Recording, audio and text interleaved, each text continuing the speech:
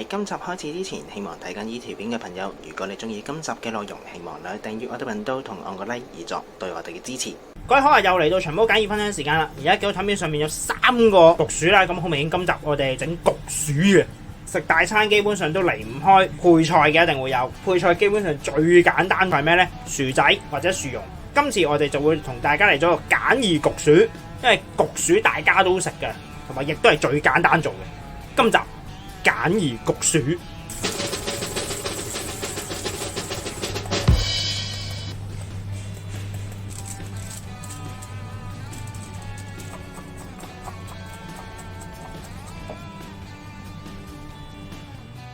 做焗薯之前，先同大家講解咗少少嘢先。呢一個係焗薯，呢一個係薯仔。千祈唔好攞個薯仔去當焗薯用，係唔 work 嘅呢單嘢，因為佢裏邊嘅 starch 係唔同嘅。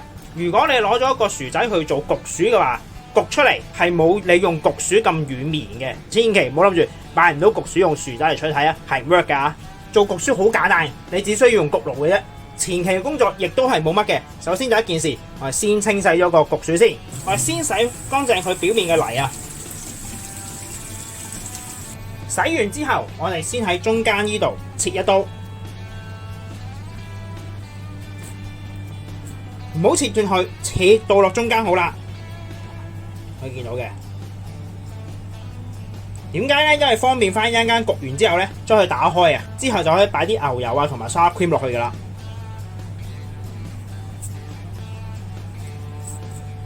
然之後用隻叉喺表面吉啲窿，因為要等佢一陣間有蒸氣啊，焗出嚟嘅焗薯先至會軟身啊，同埋會可以保持住有濕氣啊。咁加一吉得噶啦，唔使吉到好入嘅，純粹俾啲窿佢嘅啫。吉完晒之後，準備一個盤，上面鋪錫紙，擺我哋嘅焗薯上去。記得係切口向上，切口啦，向上嘅，因為方便翻一陣間打開佢啊。然後喺上邊落少少油。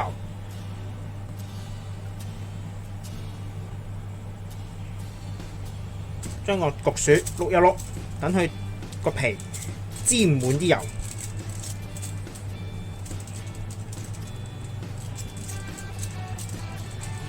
整好晒之後，最後鋪張錫紙上去。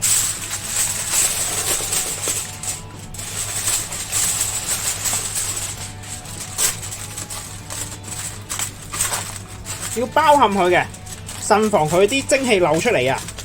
包冚晒之後，就可以擺落焗爐啦。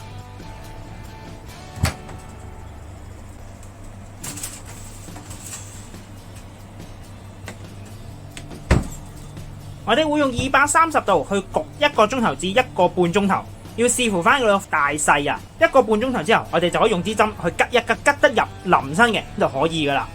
已經焗咗佢1個鐘頭20分鐘啦，而家我哋試一試，準備一支針，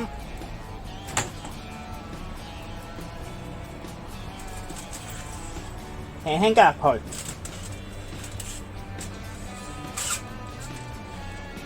而家係好輕鬆灌得穿噶啦。即係代表啲焗薯已經熟晒啦，先攞翻出嚟。呢個時候唔好急於拆開，我哋可以繼續用個餘溫漚一漚佢，你可以漚半個鐘頭，等佢慢慢咁樣降溫，同時間令佢更加腍身，可以保持翻佢嘅濕潤啊。繼續，我哋可以切翻少少柴胡碎，一陣間擺喺焗薯上邊。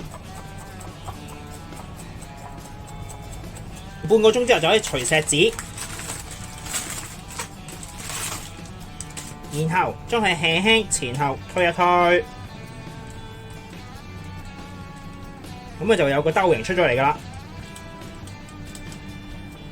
然後可以加翻塊薄薄嘅牛油落去，攝喺中間個兜嗰度。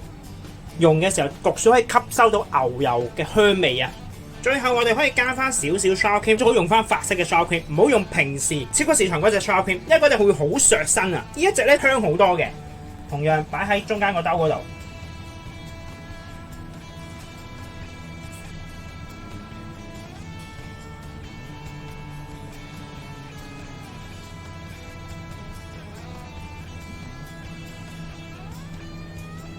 最後喺上邊加少少開苦。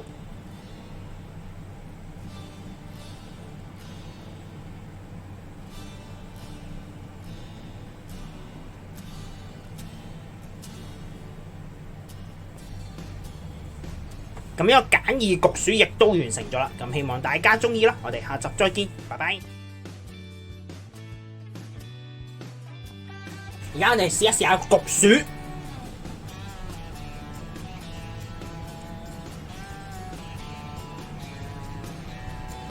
一刮啲肉就出嚟噶啦。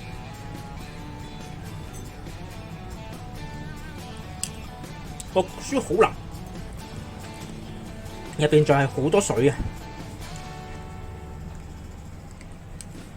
一咬就散啊，一啲都唔硬，好軟熟啊！加埋啱啱啲牛油溶咗之後呢，個焗薯係好香滑嚟噶。今集亦都差唔多啦，多謝各位收睇。詳細食譜我哋會上傳喺 Facebook 嗰度，有興趣嘅話可以上去查閱。另外，如果中意我哋頻道嘅話，希望可以訂閱我哋頻道同按個 like 而作對我哋嘅支持。希望大家中意啦，我哋下集再見，拜拜。